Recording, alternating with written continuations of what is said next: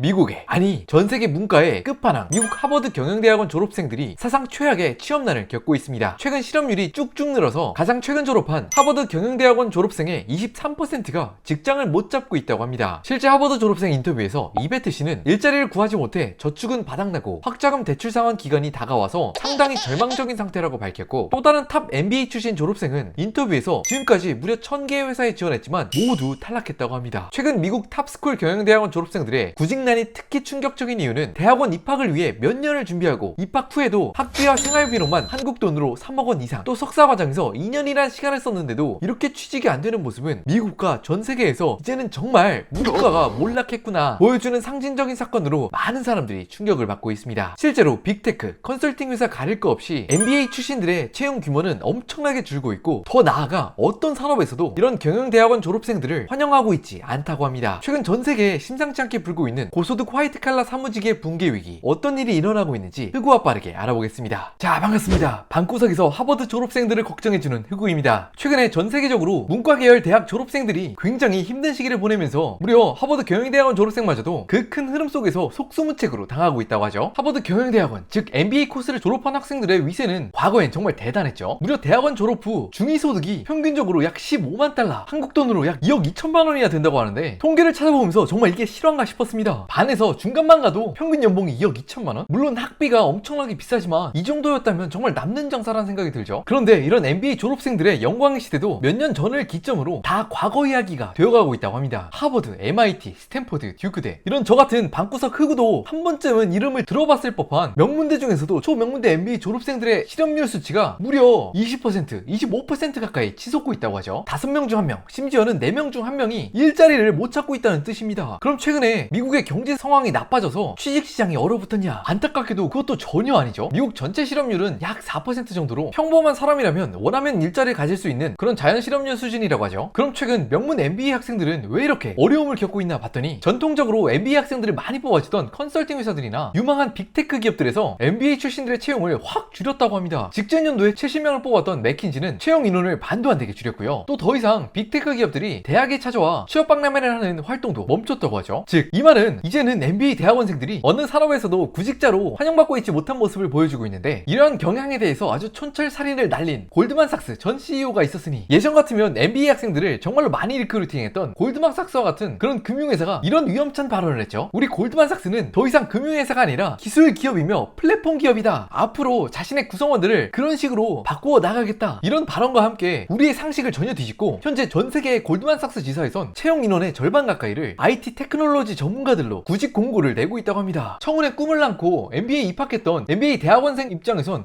아니 왜 하필이면 내가 졸업할 때 이래, 그런 한탄의 목소리가 안 나올 수가 없는데, 특히나 최근 미국에선 고소득 직장인 개념이 아예 변하고 있다고 하죠. 예전 같으면 의사나 변호사, 또 전략 컨설팅 회사를 다니는 MBA 출신들이 돈을 가장 많이 버는 인식이 있었다면, 요즘은 테크 기업들이 워라밸 뿐만 아니라 임금 면에서도 그야말로 인재들을 모조리 휩쓸고 있다고 합니다. 우리가 정말 많이 쓰는 챗 GPT를 만든 회사 오픈AI는 아무리 박사급 인재라고 하지만 초봉이 무려 90만 달러, 100만 달러에 육박한다고 하죠. 오픈AI 뿐만 아니라 인재 경쟁을 위해서 다른 스타트업들이나 빅테크들도 비슷한 연봉 테이블을 맞춰주고 있다고 합니다. 외국 신문 기사를 읽다가 이런 해외 MBA 학생들이 봤으면 정말 킹받을 인터뷰가 하나 있었는데요. 무려 하버드 경영대학원의 높으신 분이 월스트리트 저널과의 인터뷰에서 더 이상 하버드에 다닌 것만으로 차별화 요소가 될 수가 없다. 기술이나 산업에 대한 이해, 인맥이 모두 필요하다. 라는 식으로 인터뷰를 했죠. 아니, 그럼 부족한 걸 배우려고 하버드 비즈니스 스쿨에 가지 자기네들은 졸업장만 준다는 거야 뭐야. 학비, 책값, 기숙사비 모두 포함해서 2년 동안 3억을 넘게 낸 학생들한테 학교에서 얻은 거 이외에 다른 지식이나 기술이 필요하다. 이게 학교 관계자가 할 말이 맞나 싶은 생각이 드는데, 이런 문과의 정점으로 불리던 MBA 학생들이 단순한 구직 활동에서도 엄청난 어려움을 겪는 걸 보면서 미국 네티즌들의 반응은 어땠나 궁금해서 살펴보았는데, 한 네티즌은 이렇게 말했죠. 나는 수많은 명문대 MBA 출신들과 일해보았는데 걔네들이 잘하는 건 단지 파워포인트를 잘 만들고 그 안에 아무도 기억도 안 하고 이해도 못하는 슬라이드만 왕창 찍어내는 거였다. 사실상 실무는 할 수 있는 게 없다고 비꼰 댓글이었죠. 공감을 많이 받은 또 다른 댓글은 이랬습니다. 엘리트 MBA 출신 학생들보다 요즘은 전기 기술을 전공한 동네 전문대 졸업생들이 훨씬 더 많은 일자리 제안을 받고 더 큰 보너스를 받는다. 명문대 학위가 아니라 기술이 있는 사람들이 좋은 대우를 받는 시대다. 정리해보면 미국의 명문대 문과마저도 시대의 변화 앞에 이렇게 무너지고 있는 모습을 보이고 있죠. 이런 MBA 출신들에 대한 박한 대우가 언제나 그랬던 건 아니었습니다. 전 세계에서 최초로 경영 컨설팅 회사가 차려진 건 1890년 미국이었다고 하는데, 당시 컨설팅 펌을 차렸던 프레드릭 테일러는 기존까지 미국의 공장들이 노동자들이나 공장주들의 이렇게 하면 빠르고 잘 만들 수 있겠지? 그런 감에 의존했던 대부분의 프로토콜들을 과학적으로 비교하고 분석해서 더 나은 생산 방법으로 이끄는 데 성공했죠. 예를 들면 어떤 공장은 이런 컨설팅 펌 직원들의 조언으로 인해서 불과 몇 달 만에 공장의 완성품 생산률이 무려 3배 가까이 올랐다고 합니다. 이렇게 컨설팅 회사에서 일하게 된 미국의 경영학도들은 미국의 곳곳의 산업에 진입해서 미국을 전 세계에서 가장 손꼽히는 산업 대국으로 성장하게 하는데 큰 이바지를 했다고 합니다. 현재는 졸업생들이 일자리를 구하는 것마저도 어려운 상황이 되었지만요. 그럼 NBA 졸업생들은 근본적으로 왜 이렇게 상황이 안 좋아지게 되었냐? 한 외신에선 NBA 위기에 대해서 이렇게 이야기하고 있습니다. 이런 경영대학원 과정에서 얻을 수 있는 지식 정도는 인터넷에서 쉽게 배울 수 있는 세상이 되었다. 이제는 MBA 과정은 어떤 특정한 기술이나 전문성을 쌓기보단 이 친구 그래도 하버드 MBA 정도 나왔으면 어느 정도 성실하게 살았네, 그런 걸 보여주는 신호 효과 정도로만 전락했다는 거잖아요. 와, 근데 2년을 쓰고 3억을 넘게 썼는데 그 정도 효과라면 진짜 개쓰레기 효율이 아닌가 싶기도 한데, 또 어떤 언론 보도들은 전 세계에 불고 있는 바람이 비단 MBA 학생들의 문제가 아니라 화이트칼라 사무직 직종들의 전체 위기다, AI가 산업 구도를 완전히 바꾸고 있다, 그런 보도가 이어지고 있죠. 실제로 미국 노동청 공식 통계 자료에 따르면 최근 몇 년간 사무직 종사자들이 일할 만한 직업이 무려 100만 개가 넘게 사라졌다고 합니다. 또 구직이 어려운 것뿐만 아니라 회사가 어려워졌을 때 가장 먼저 잘리고 내보내지는 직원들의 통계를 한번 작성해 보았더니 또 한 번 화이트칼라 사무직 종사자들이었다고 하죠. 아니 희구야, 아까 미국 실업률 상당히 낮은 상태로 유지된다며, 그런데 일자리가 100만 개가 넘게 사라졌다는 게 무슨 말이니? 라고 생각 주실 수가 있는데, 최근 미국에서 새로 생기고 있는 일자리의 대다수는 건설업이나 헬스케어처럼 실제로 물리적으로 몸을 많이 써야 되는 그런 직업들이었다고 하죠. 최근 몇 년 들어서 산업구조 전체가 격변하고 있는 모습을 보이고 있습니다. 특히나 해당 기사에선 가장 취직 경쟁이 심했던 분야는 미디어 분야였다고 하는데 경쟁률이 무려 30대 1까지 치솟았다고 하죠. 야, 미국에선 30대 1이면 진짜 경쟁률이 높은 편이구나. 우리나라 대기업 보면 300대 1, 600대 1, 1000대 1. 우리는 워낙 이런 숫자들을 많이 봐와서 그렇게 큰 감흥은 없다, 그죠? 말이 나와서 말인데 사실 우리나라의 경우에도 문과 관련 학과 졸업생들의 취직 고난은 남의 이야기가 아닌데요. 특히 최근에 성과급을 정말 많이 받았다고 유명한 SK 하이닉스의 경우 신입 구성원들을 발표를 했는데, 이게 정말 많은 취준생들에게 충격과 공포로 다가왔죠. 무려 신입 직원 627명 중에 인문사회계열 합격자가 4명밖에 되지 않았다고 합니다. 나머지는 당연히 이공계열 졸업생들로 99.5%를 채웠고요. 여기서 또 다른 킬포인트는 전체 합격률이 2%였다면 문과 전공으로 뚫으신 이분들은 도대체 몇 대 1의 경쟁률을 뚫고 하이닉스에 입사한 거야? 그런 생각이 들죠. 와, 거의 이 정도면 옛날에 과거 급제한 분들 수준의 경쟁률이 아니었을까 싶은데, 여기까지 들으시면 야 흑우야, 문과가 무슨 하이닉스냐, 그게 무슨 양심 터진 소리냐 생각하실 수가 있는데, 문과생들 입장에서도 할 말은 있죠. 다들 아시는 것처럼 우리나라가 제조업 기반으로 성장한 나라다 보니까 매출이 잘 나오고 앞으로도 그래도 먹고 살 것 같은 회사들은 죄다 제조업이라 아무리 문과라도 하이닉스와 같은 회사에 들어가고 싶을 수밖에 없습니다. 그렇기 때문에 이런 막대한 경쟁률에 내몰리게 되는 거죠. 이제는 많은 분들이 아시는 우리나라 대학교의 고질적인 문제, 바로 산업이 변하고 경제가 변함에 따라서 대학생들이 공부하는 전공도 달라져야 할지인데, 우리나라는 전공의 티오를 늘리거나 줄이려면 그야말로 전쟁을 각오해야 된다는 거죠. 이거에 대한 결과로 지금 현 시점에서 국가적으로 가장 필요한 인재라는 컴퓨터공학부 학부생 정원이 무려 20년째 동결이 되다가 2023년에 들어서 꼴랑 30% 늘렸다고 합니다. 같은 기간 동안 미국의 스탠퍼드 대학교는 정원이 100명에서 800명까지로 800%가 늘어났는데도 불구하고요. 방구석 일개 유튜버인 제가 도대체 뭘 알겠냐마는 미국에서도 가장 유망하다는 하버드, 스탠퍼드와 같은 MBA 출신 대학원생들도 단순히 직장을 얻는데 갈수록 엄청나게 어려워지고 있는데, 우리나라에선 20년 전, 30년 전과 동일하게 매년 1만 명이 넘는 경영학과 정원이 유지되는 게 정말 맞나 싶은 생각이 듭니다. 학생의 미래를 위해서도 또 나라의 미래를 위해서도 조금 더 대학의 정원 정책은 유연하게 바뀔 필요가 있다고 조심스럽게 생각해 보았습니다. 오늘은 과거엔 정말 유망했지만 최근엔 엄청난 어려움을 겪고 있는 미국의 명문대 MBA생들에 대해서 이야기해 보았는데요. 제가 뭘 해도 됩니까? 당연히 제가 말한 내용 중에 틀린 부분, 또 말하지 못한 내용들이 분명히 있을 겁니다. 하단에 댓글을 통해서 그런 이야기를 남겨주시면 저와 또 시청자 여러분들이 즐겁게 보고 배울 수 있는 시간이 되리라 생각합니다. 오늘의 영상을 재밌게 보셨다면 하단에 구독하기 버튼을 눌러주세요. 이후에 새로운 영상을 가장 빨리 보실 수 있는 시청자가 되실 수 있습니다.